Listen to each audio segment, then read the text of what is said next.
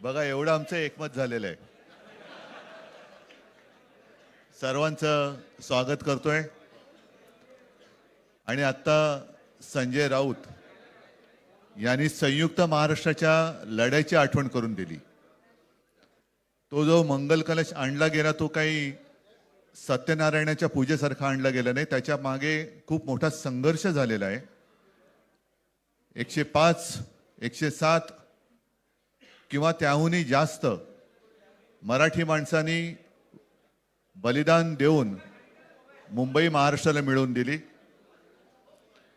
आणि त्याची आठवण आज होणं स्वाभाविक आहे. कारण आम्ही आज दोघेही इथे बसलेलो आहोत, ठाकरे बंधू. आमच्या दोघांचेही आजोबा प्रबोधनकार हे संयुक्त महाराष्ट्राच्या लढ्यामध्ये पहिल्या 5 सेनापतींमधले एक सेनापती. त्यांच्या सोबत माझे वडील म्हणजे शिवसेना प्रमुख हिंदू हृदय सम्राट बाळासाहेब ठाकरे, राजचे वडील म्हणजे माझे काका श्रीकांतजी ठाकरे, म्हणजे अख्खं ठाकरे घराणं त्यावेळेला मुंबईसाठी संघर्ष करत होता.